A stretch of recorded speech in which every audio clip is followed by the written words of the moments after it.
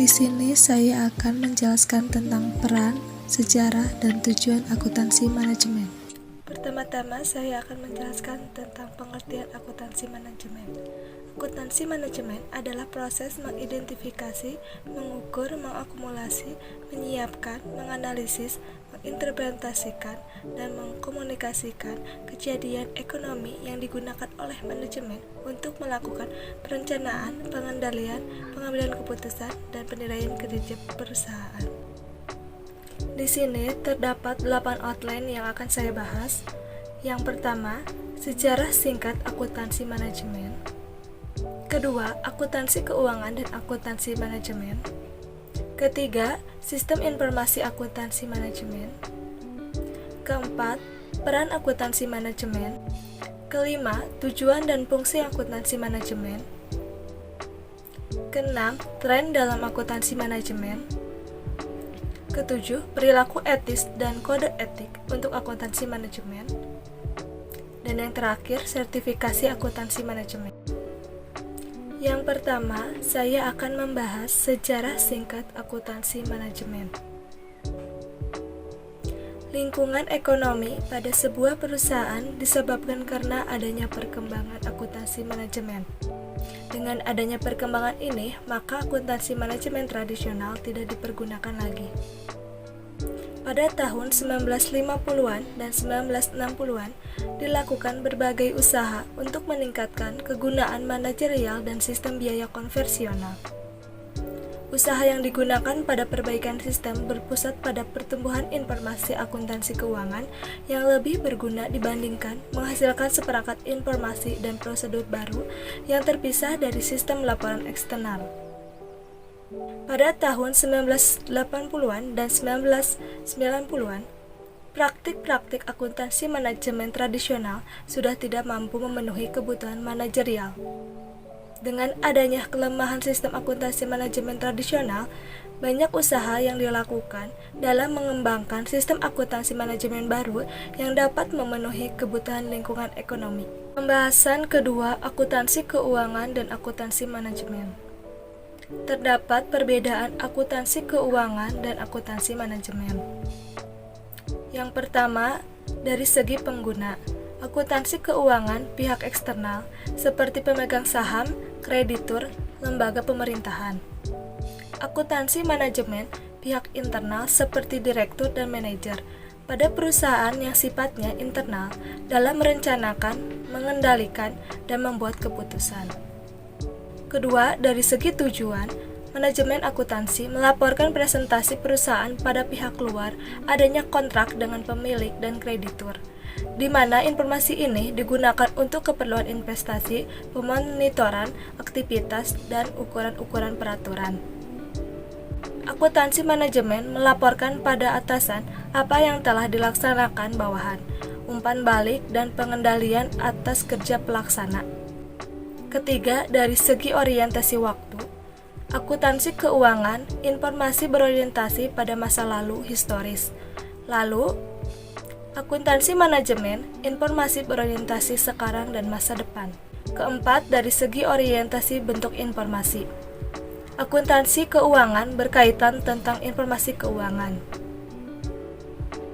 Dan akuntansi manajemen, informasi keuangan dan non-keuangan, seperti informasi perhitungan fisik dan operasional, profitabilitas masing-masing produk, kinerja tiap-tiap departemen, supplier, pelanggan, dan pesaing.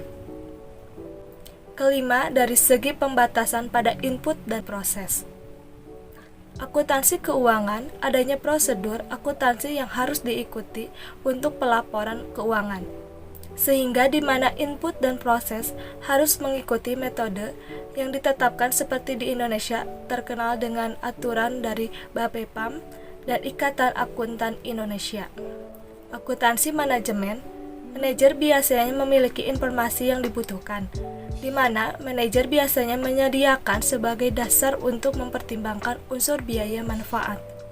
Keenam, dari segi sifat informasi. Akuntansi keuangan, sifat informasinya seperti objektif, dapat diaudit, dapat dipercaya, dan konsisten. Akuntansi manajemen, sifat informasinya lebih bersifat subjektif dan penuh pertimbangan, valid, relevan, dan akurat. Dan yang terakhir dari segi ruang lingkup, akuntansi keuangan, informasi perusahaan secara menyeluruh. Dan akuntansi manajemen, informasi bagian per bagian atau tindakan sehari-hari. Pembahasan ketiga, sistem informasi akuntansi manajemen. Sistem informasi akuntansi manajemen adalah sistem informasi yang menghasilkan keluaran output dengan menggunakan masukan input dan memprosesnya untuk mencapai tujuan khusus manajemen. Di sini terdapat bagan model operasional sistem informasi manajemen menurut Hansen dan Mowen. Berdasarkan model operasional sistem informasi akuntansi manajemen, di bagan tersebut dapat dijelaskan input atau masukan merupakan peristiwa atau kegiatan ekonomi yang terjadi akan diproses melalui berbagai kegiatan seperti pengumpulan, pengukuran, penyimpanan, analisis, laporan, dan pengelolaan. Maka akan menghasilkan output atau keluaran yang berupa laporan khusus, biaya produk, biaya pelanggan, anggaran, laporan kinerja, dan komunikasi personal, yang pada akhirnya menjadi sumber informasi bagi user atau pengguna. Terdapat tujuan utama sistem akuntansi manajemen terdiri dari: pertama, menyediakan informasi untuk menghitung biaya jasa dan produk serta tujuan lain yang diinginkan oleh manajemen. Kedua, penyediaan informasi dalam perencanaan, pengendalian, dan evaluasi. Dan yang terakhir, penyediaan informasi dalam mengambil keputusan. Pembahasan keempat, peran akuntansi manajemen. Menurut Hilton dan Blatt, peran akuntansi manajemen dalam perusahaan adalah: yang pertama, menyediakan informasi untuk pengambilan keputusan bagi manajer. Kedua, membantu manajer dalam mengendalikan operasi perusahaan. Ketiga, memotivasi semua sumber daya manusia dalam perusahaan untuk mencapai tujuannya. Dan yang terakhir, mengatur kinerja departemen dan pimpinan dalam organisasi perusahaan. Pembahasan kelima yaitu tujuan dan fungsi akuntansi manajemen. Tujuan akuntansi manajemen yaitu menyajikan suatu informasi keuangan yang dibutuhkan oleh manajemen perusahaan sebagai dasar dalam pengambilan kebijakan atau pengambilan keputusan. Fungsi akuntansi manajemen ada 6. Yang pertama, sebagai alat analisis dalam pengambilan keputusan. Sebuah keputusan dapat diambil dengan baik dan benar apabila seluruh data dalam perusahaan, baik data kualitatif ataupun kuantitatif, dianalisis terlebih dahulu, terutama data yang berhubungan dengan strategi kepemimpinan. Yang kedua, sebagai sumber data dan informasi keuangan yang relevan kepada pihak internal maupun eksternal. Tersedianya sumber informasi keuangan yang paling akurat dari suatu perusahaan akan menghasilkan sumber data yang dipakai dalam perencanaan anggaran dan kegiatan perusahaan di masa mendatang. Melakukan validasi atas kesepakatan bersama antara pihak internal maupun eksternal terhadap sumber data akan menghasilkan suatu dasar dalam pembuatan biaya operasional perusahaan. Yang ketiga, sebagai sumber informasi dalam pertanggungjawaban tingkat manajemen. Tanggung jawab masing-masing departemen dalam perusahaan adalah sama sesuai dengan opsi pekerjaan masing-masing. Dalam proses ini, akuntansi dibutuhkan sebagai sumber informasi untuk mendukung kegiatan dari masing-masing departemen sehingga terjalin kerjasama yang baik, konsisten, dan terencana. Yang keempat, koordinasi berbagai kegiatan perusahaan. Setiap aktivitas yang terjadi dalam perusahaan berjalan secara terpisah. Untuk itu, laporan akuntansi sangat diperlukan agar pekerjaan yang dilakukan antar departemen tidak berbenturan satu dengan yang lainnya. Fungsi akuntansi manajemen yang kelima sebagai arsip audit. Segala bentuk transaksi keuangan sewaktu-waktu akan dibutuhkan oleh pihak terkait dalam proses audit. Untuk mempermudah proses audit, akuntansi manajemen dapat dijadikan sebagai arsip. Oleh karena itu, dibutuhkan petugas yang kompeten dalam bidangnya agar dapat ditangani dengan baik. Dan fungsi terakhir dari akuntansi manajemen yaitu mengukur dan mengawasi kinerja perusahaan. Pada dasarnya, tugas dari manajemen adalah melakukan pengawasan terhadap kegiatan yang terjadi di dalam perusahaan. Data-data keuangan merupakan salah satu materi yang digunakan dalam pengawasan. Hal ini dilakukan untuk mengevaluasi kegiatan yang terjadi dalam perusahaan, apakah berjalan baik atau tidak. Pembahasan keenam yaitu tren dalam akuntansi manajemen. Ada beberapa praktik bisnis yang perlu dirubah dalam akuntansi manajemen, yaitu yang pertama, orientasi pelanggan. Menurut Handayani dan Kumala Putri, orientasi pada pelanggan merupakan perbedaan antara apa yang diperoleh pelanggan dengan apa yang diserahkan oleh pelanggan. Segala sesuatu yang diperoleh pelanggan disebut juga produk total. Produk total ini merupakan seluruh keuntungan yang dimiliki wujud atau tidak terwujud, diterima oleh pelanggan ketika melakukan pembelian suatu produk. Maka sangat penting bagi akuntansi manajemen memberikan informasi tentang pengorbanan dan realisasi pelanggan. Pada hal ini membuktikan fokus pada pelanggan. Yang kedua, perspektif lintas fungsional. Perspektif lintas fungsional ini merupakan cara pandang manajemen yang tidak lagi terlihat proses penambahan nilai yang terjadi di suatu fungsi terpisah dari proses penambahan nilai yang terjadi di fungsi lain. Proses penciptaan nilai pelanggan yang optimal akan tercapai jika manajemen dalam suatu perusahaan memiliki perspektif yang luas dan tidak terpisah antar fungsi. Sebab dari itu, akuntan manajemen harus lebih memahami fungsi-fungsi bisnis dari manufaktur, proses produksi sampai kepada pelayanan konsumen. Yang ketiga, persaingan global. Produktivitas yang berkualitas merupakan dua kunci utama dalam persaingan global. Dengan adanya persaingan global, kebutuhan akan informasi akuntansi manajemen menjadi lebih baik. Yang keempat, manajemen mutu total. Manajemen mutu total merupakan pendapatan yang menuntut perusahaan menciptakan lingkungan yang memungkinkan produk yang sempurna tanpa cacat yang dihasilkan. Manajemen mutu total memiliki 4 prinsip, yakni fokus kepada pelanggan, keterlibatan karyawan, perbaikan yang berkelanjutan, dan sistem yang terintegrasi. Yang kelima, waktu sebagai unsur kompetitif. Pada tahapan rantai waktu merupakan unsur penting. Suatu perusahaan yang berskala internasional mampu mengurangi waktu yang digunakan dalam memperoleh pangsa pasar dengan cara mempersingkat siklus desain, implementasi, dan produksi. Yang keenam, kemajuan dalam teknologi informasi. Teknologi informasi berkembang sangat pesat. Terdapat 2 kemajuan signifikan yang berhubungan dengan teknologi informasi, yaitu kemajuan yang pertama adalah teknologi informasi pendukung pemanufakturan terintegrasi dengan komputer untuk kepentingan monitoring dan pengendalian operasi.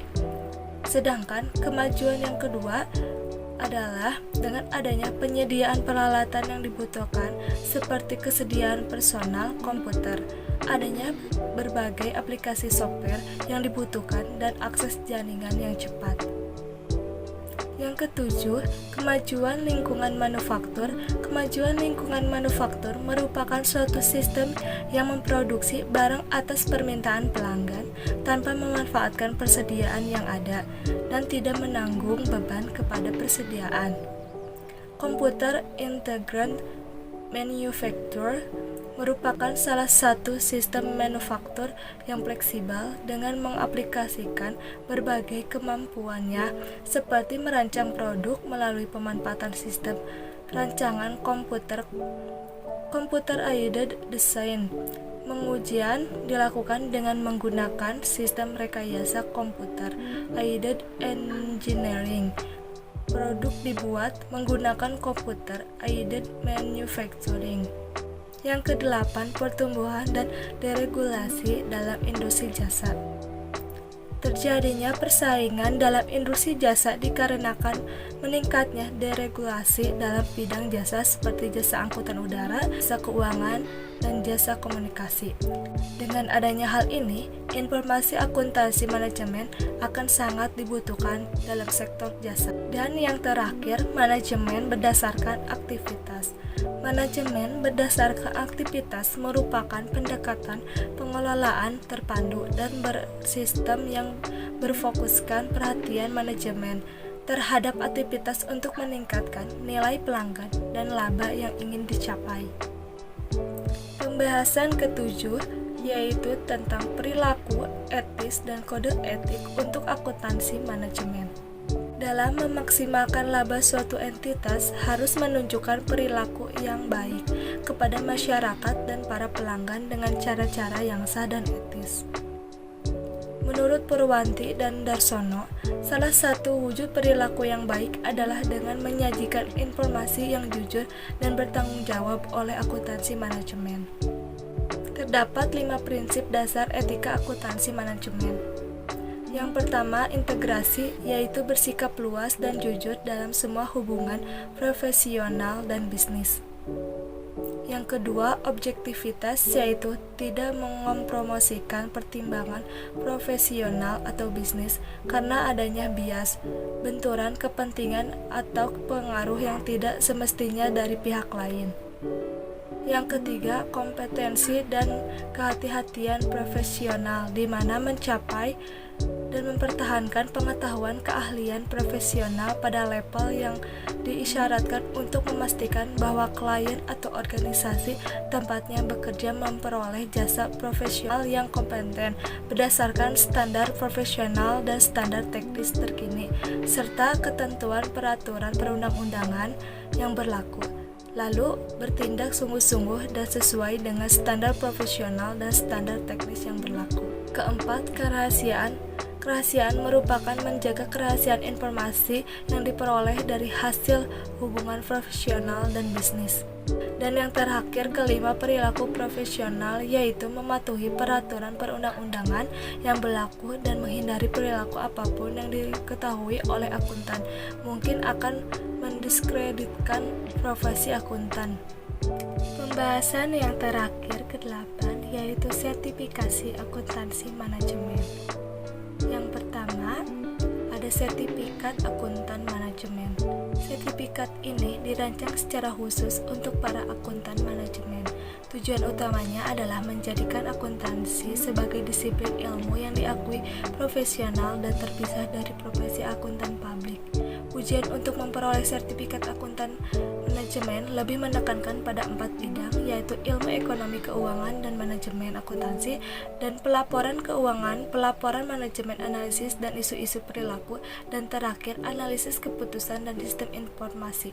Di Indonesia sendiri, penyelenggaraan ujian sertifikat profesi akuntansi manajemen ini adalah Ikatan Akuntansi Manajemen Indonesia yang berdiri pada tanggal 1 April 2008 dan masih beroperasi sampai sekarang. Yang kedua, akuntan publik bersertifikat. Sertifikat ini merupakan sertifikat tertua yang paling dikenal dalam akuntan. Di Indonesia, Institusi Akuntan Publik Indonesia merupakan penyelenggara program pengembangan profesi bagi akuntan publik. Seorang akuntan publik bersertifikat secara hukum diperbolehkan untuk menjadi auditor eksternal dengan syarat harus lolos dalam uji negara dan mendapatkan lisensi dari negara yang memberikan izin praktek. Akuntan publik bersertifikat tidak sepenuhnya berorientasi pada akuntan manajemen, tetapi bersertifikat ini dapat memiliki oleh akuntan manajemen karena merupakan salah satu kualifikasi minimal profesi bagi seorang auditor eksternal. Yang terakhir, sertifikat auditor internal bersertifikat. Faktor pendorong adanya sertifikasi ini pada tahun 1974 adalah sama dengan penyebab munculnya sertifikat akuntan manajemen. Pemeriksaan internal berbagai dengan pemeriksaan eksternal dan akuntansi manajemen, serta banyak auditor internal merasa membutuhkan suatu sertifikat khusus. Menurut Hansen dan Mower, seorang auditor internal bersertifikat telah lulus ujian komprehensif yang didesain untuk memastikan kompetensi teknis yang memiliki pengalaman kerja 2 tahun. Di Indonesia, akuntan berdasarkan lingkup pekerjaannya terdiri dari CVMI, Certificate Professional Management, BAP, Sertifikat Akuntan Publik, Certificate VSAK, Percetakan Standar Akuntan Keuangan, dan SAS, Sertifikat Akuntansi Syariah. Sekian pembahasan tentang peran, sejarah, dan tujuan akuntansi manajemen.